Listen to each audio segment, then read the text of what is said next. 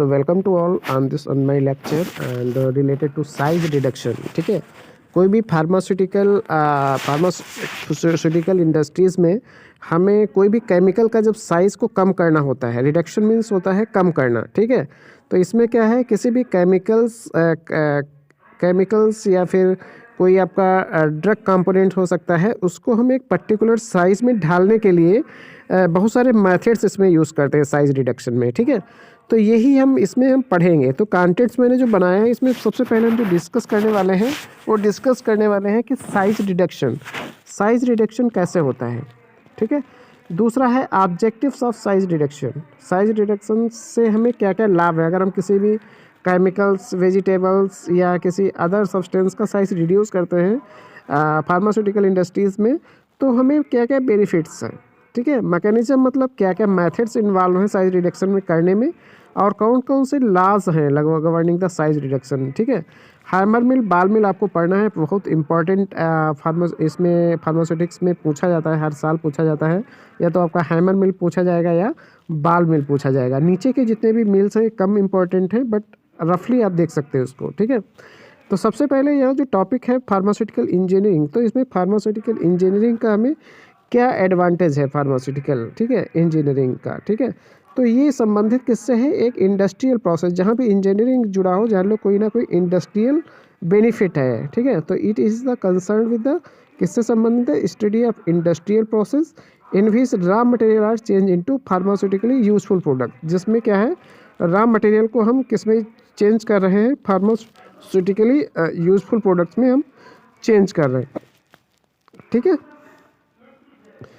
Next है आप size reduction. तो साइज़ रिडक्शन जैसा कि हिंदी में बोलते हैं किसी भी चीज़ का साइज़ कम कर देना। ठीक है, तो एक प्रोसेस है जिसके द्वारा कोई लार्ज सॉलिड यूनिट मास, ठीक है, कोई लार्ज सॉलिड यूनिट मास को हम, वो क्या हो सकता है, वेजिटेबल हो सकता है, केमिकल सब्सटेंस हो सकता है, इसको हम छोटे छोटे यूनिट में या कोर्स पार्टिकल या फाइन पार्टिकल्स में चेंज कर लेते हैं। ठीक है, क्योंकि आपने देखा होगा जैसे टेबलेट्स जब आप ब्रेक करते हो, या फिर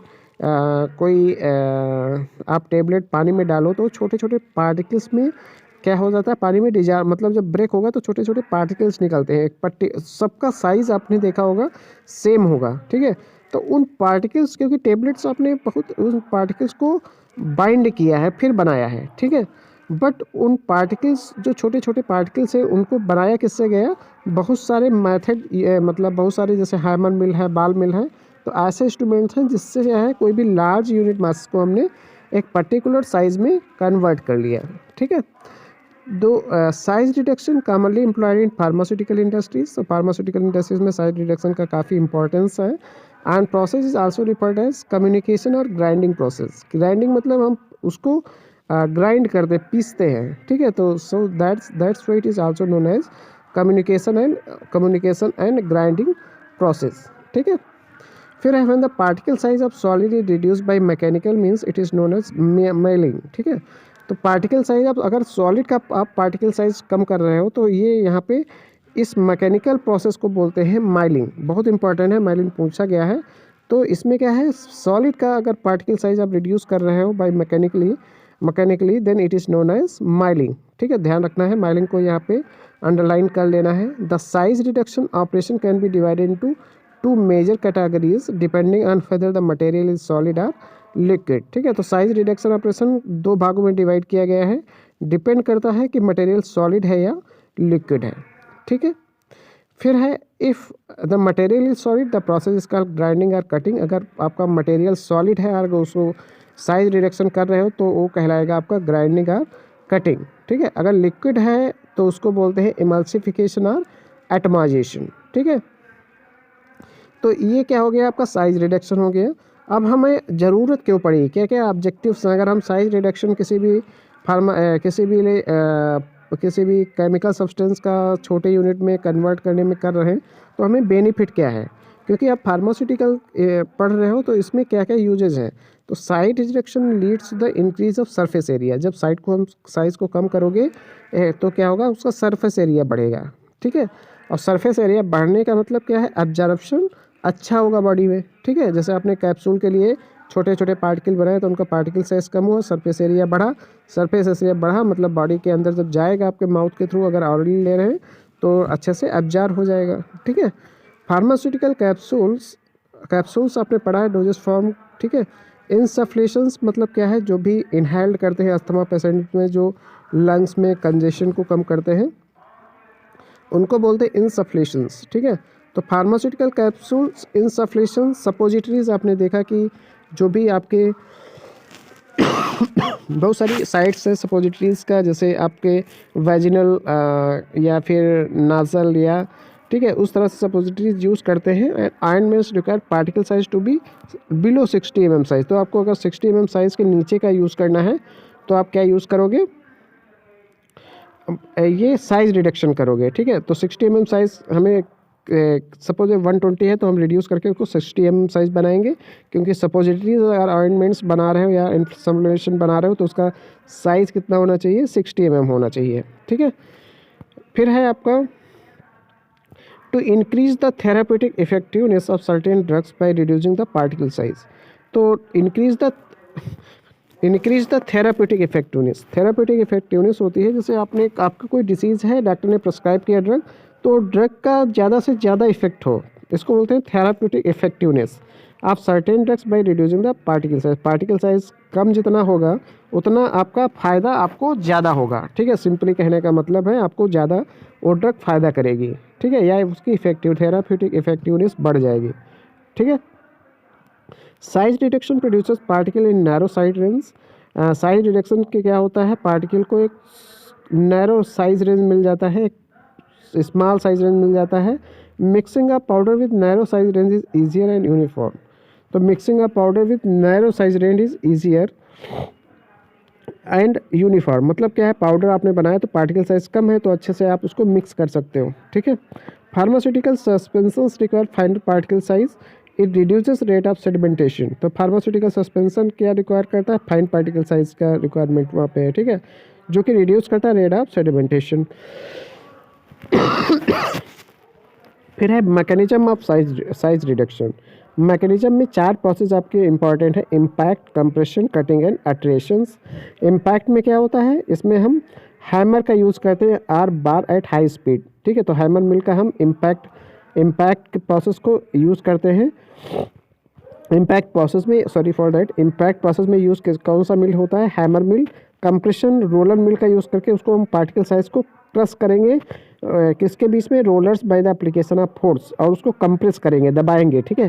कटिंग किसके द्वारा करेंगे, कटर मिल के द्वारा। The material cut by a sharp blade, cutter mill में एक शार्प ब्लेड लगा होता है, उससे हम क्या करते हैं, उसको कटिंग करेंगे। अट्रेशंस करेंगे फ्लूइड एनर्जी मिल के द्वारा। तो आपको ये 4 प्रोसेस और किसके द्वारा ये प्रोसेस कौन से मिल का यूज़ करेंगे उस प्रोसेस में ये पता होना चाहिए। लाज आपको बहुत ज़्यादा ध्यान नहीं रखना है, आपको बस इतना पता होना चाहिए कि Griffith theory, Kick's law, Ritter's law, Burns law help करते हैं साइज रिडक्शन में। फैक्टर अफेक्टिंग साइज रिडक्शन, कौन कौन से ऐसे फैक्टर्स हैं जो साइज रिडक्शन को प्रभावित करते हैं।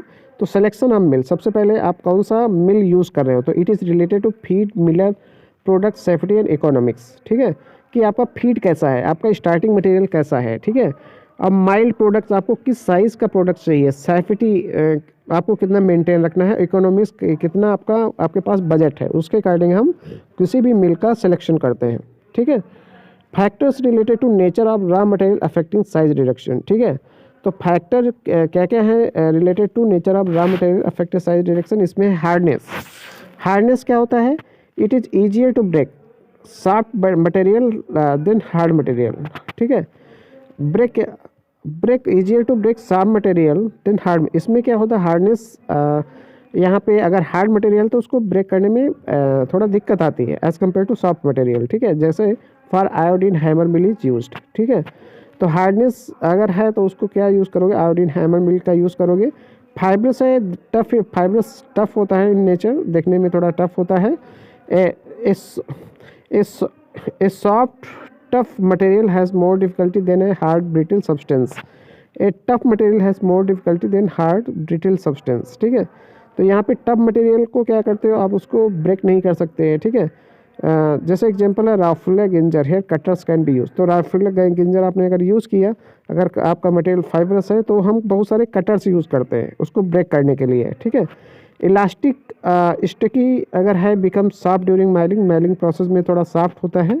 एग्जाम्पल गम्स वगैरह, यू वैक्स रेजिन्स एक ऐसे होते हैं इलास्टिक होते हैं, ठीक है। Low melting substance would be chilled before milling.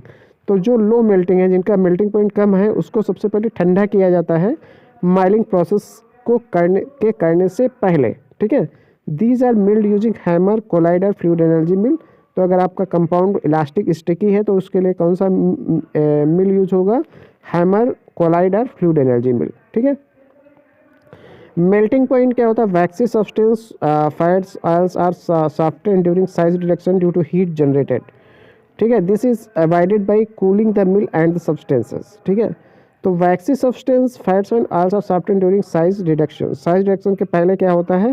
पहले मटेरियल जो है वो थोड़ा सॉफ्ट किए जाते हैं, ठीक है, ड्यू टू हीट जनरेटेड, क्योंकि अगर सॉफ्ट नहीं किए जाएंगे तो वो हीट को जनरेट करेंगे, ठीक है। This is avoided by cooling the mill and the substances. तो इस प्रोसेस को करने के पहले आपको सब्सटेंस जो भी मतलब कोई भी मिल यूज़ करने से पहले हम क्या करेंगे? उसको ठंडा करेंगे, बोथ जो भी आप मिल यूज़ कर रहे हो और सब्सटेंस यूज़ कर रहे हो, ठीक है। फिर आपका होता है हाइग्रोस्कोपिक। अगर आपका सब्सटेंस हाइग्रोस्कोपिक है, वाटर को एब्जॉर्ब कर रहा है, तो certain substances absorb moisture content rapidly. बहुत सारे ऐसे सब्सटेंस हैं जो मॉइस्चर को एब्जॉर्ब करते हैं। This weight mass hampers the milling process. Potassium carbonate, जैसे कौन सा है? पोटेशियम कार्बोनेट बहुत जल्दी हाइग्रोस्कोपिक, बहुत जल्दी वाटर को एब्जॉर्ब कर लेता है। Close system such as porcelain ball mill use. इसके लिए हम क्या है? एक क्लोज सिस्टम यूज़ करते हैं जो वाटर को एब्जॉर्ब नहीं हो करेगा। अब पोर्स को मिल को बोलते हैं पोर्सिलिन बाल मिल, ठीक है। तो क्वेश्चन आ सकता है कि अगर आपका सब्सटेंस हाइग्रोस्कोपिक है तो आप कौन सा मिल यूज़ करोगे, ठीक है। अगर आपका कंपाउंड इलास्टिक स्टिकी है तो कौन सा वहाँ पे एनर्जी मिल यूज़ करोगे, मिल यूज़ करोगे। तो आपको किस सब्सटेंसेस का नेचर देख के कौन सा मिल यूज़ करना है ये आपको ध्यान रखना है, ठीक है। हैमर मिल देख लेते हैं, काफ़ी इंपॉर्टेंट है। It operates on the principle of impact between rapidly moving hammers mountain and rotor and stationary powder material. सबसे पहले आप स्ट्रक्चर हैमर मिल का पता होना चाहिए। ये सिंपल एक स्ट्रक्चर है हैमर मिल का। इसमें हैमर्स होते हैं, मतलब ये एक पहिए टाइप होते हैं, जिसमें ये आप देख सकते हो इसमें क्या लगा है? हैमर्स, इसको बोलते हैं हैमर्स। जो आपका एक पहिए टाइप है उसको बोलते हैं hammers.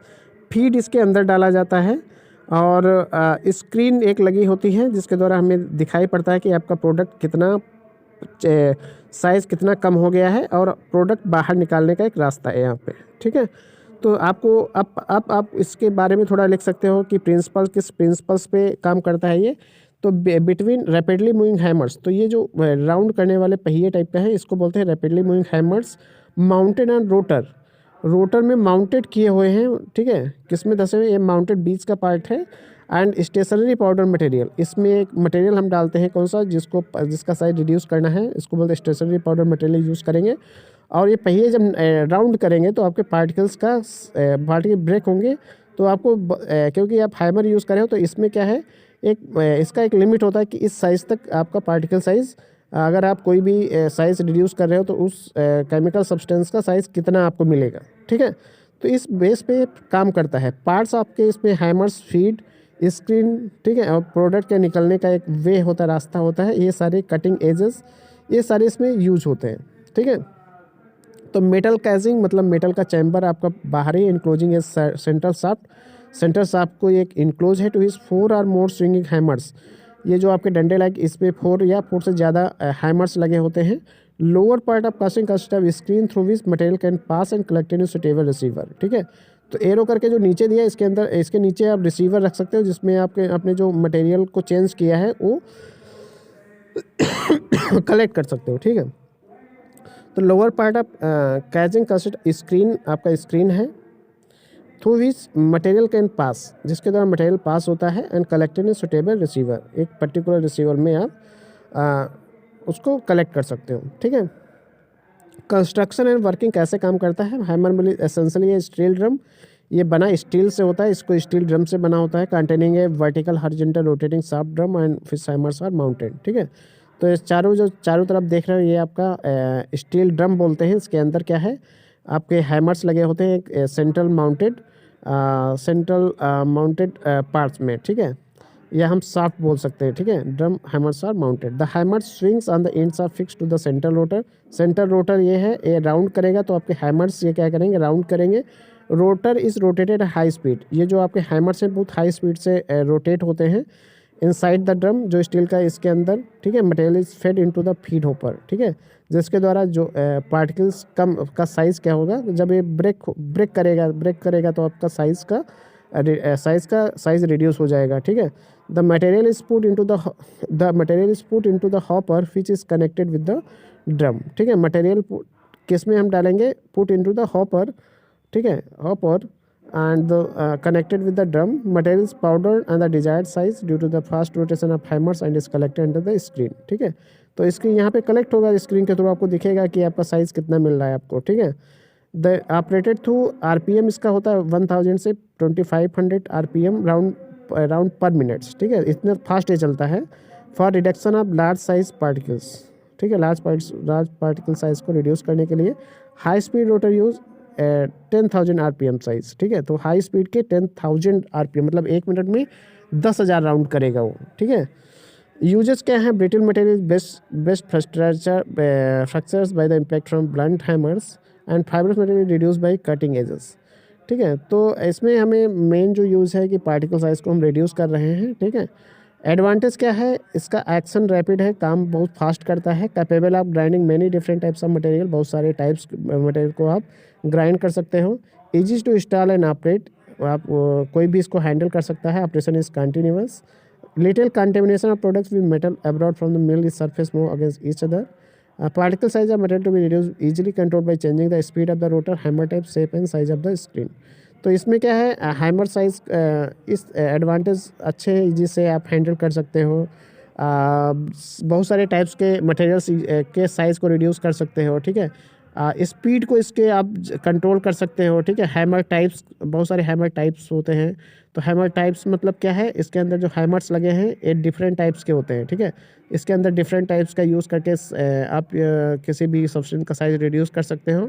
Size of the screen का साइज़ क्या है, यहाँ पे साइज़ आप स्क्रीन हेल्प करता है आपके डिटेक्शन में। आप देख सकते हो कि आपके कंपाउंड का पार्टिकल कितना रिड्यूस हुआ है।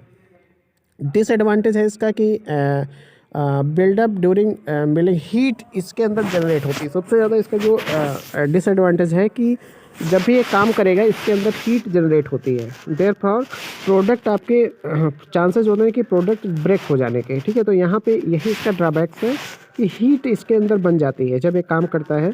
तो बहुत सारे हीट सेंसिटिव सब्सटेंस हैं, वो हो सकता है कि ब्रेक हो जाए, ठीक है। Hammer mills can not B